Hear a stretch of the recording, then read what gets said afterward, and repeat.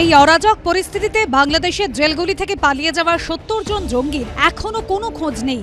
সীমান্ত পেরিয়ে এদেশে ঢুকে পড়ছে না তো জেল পালানো জঙ্গিরা? এই আশঙ্কা ইতিমধ্যেই ভারত বাংলাদেশ সীমান্তে কড়া নজরদারি শুরু করেছে বিএসএফ। কিন্তু এর মধ্যেও ত্রিপুরার আমবাসা স্টেশন থেকে শনিবার বাংলাদেশ থেকে বেআইনিভাবে এদেশে ঢুকে পড়া এক হিন্দু পরিবারের ১০ জনকে গ্রেপ্তার করে পুলিশ। এই অবস্থায় এই বাংলাদেশ সীমান্তবর্তী জেলা মালদাতেও স্টেশনে নজরদারি অনেকটাই বাড়িয়ে দেওয়া হয়েছে। স্টেশন থেকে ট্রেনের কামরা, চলছে মাইকে প্রচার। স্নিফার ডগ নিয়ে স্টেশনে টহল দিচ্ছে পুলিশ। প্রচার করা হচ্ছে বিশেষ হেল্পলাইন নম্বর। বাংলাদেশ থেকে এপারে মৌলবাদী বা সন্ত্রাসবাদীরা পৌঁছতে পারে, কেন্দ্রীয় গোয়েন্দা সংস্থার তরফে সেই সতর্ক বার্তা পাঠানো হয়েছে মালদায়। অর্থাৎ জঙ্গি তৎপরতা, সেই তৎপরতা রুখতে কিন্তু কড়া পদক্ষেপ গ্রহণ করা হয়েছে মালদা পুলিশ এবং মালদা রেল পুলিশের তরফে। জুলাই এবং আগস্ট মাসে বাংলাদেশের বিভিন্ন জেল থেকে ২২০০ জন বন্দী পালিয়েছে।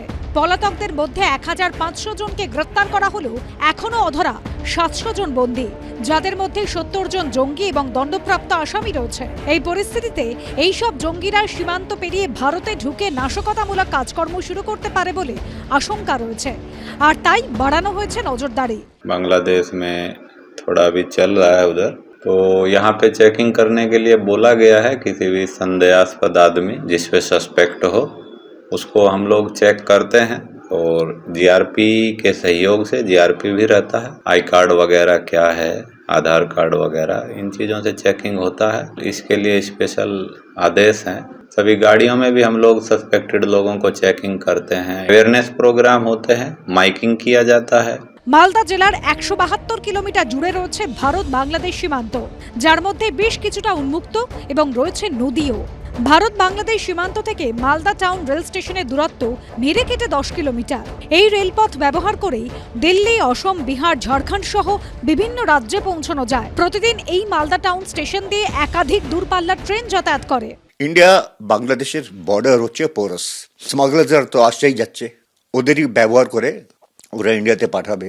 এরপরে কোথায় যাবে, it is a moot point. আমাদের কাউন্টার ইন্টেলিজেন্স বেশ শক্তিশালী। শুধু মালদা টাউনই নয়, ভারত বাংলাদেশ সীমান্তের সব রেল স্টেশনেই বাড়ানো হয়েছে নজরদারি। করুণাময় সিংহ, সত্যজিৎ বৈদ্যের রিপোর্ট, এবিপি আনন্দ, মালদা।